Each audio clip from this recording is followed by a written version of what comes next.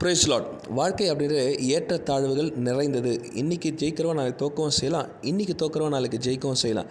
இதில் எந்த ஒரு ஆச்சரியமும் கிடையாது. ஆனால் இப்படிப்பட்ட காலகட்டத்திலையும் ஒவ்வொரு மனுஷனுக்கும் போதும் என்ற ஒரு மனப்பான்மை இருக்கா அப்படின்னு கேட்டால் நிச்சயமாக இல்லை.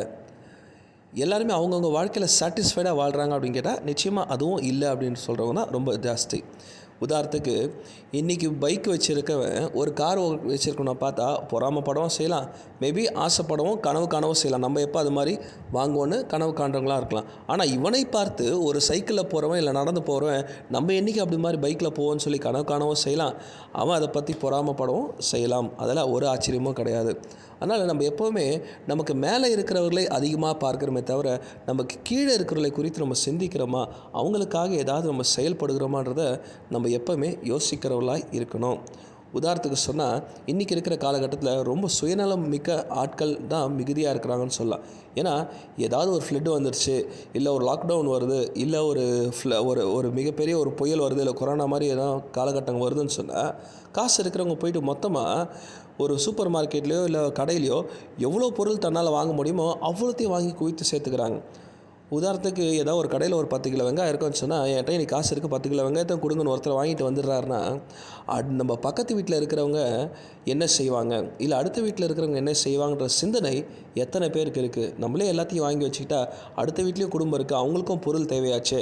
அப்போ சரிசமமாக நமக்கு தேவையானதை வாங்கிட்டு மற்றவங்க வாங்குறதுக்கு நம்ம விட்டு கொடுத்துட்டு வர மனநிலை இன்றைக்கி இருக்குதான்னு கேட்டால் ரொம்ப ரொம்ப குறைவானவங்ககிட்ட மட்டும்தான் இருக்குது.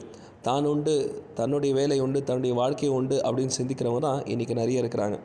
ஆனால் வேதம் சொல்கிறது, சங்கீதம் 41:1 சிறுமைப்பட்டவன் மேல் சிந்தை உள்ளவன் பாக்கியவான், தீங்கு நாளில் கர்த்தர் அவனை விடுவிப்பார் என்று சொல்லி எழுதப்பட்டிருக்கு.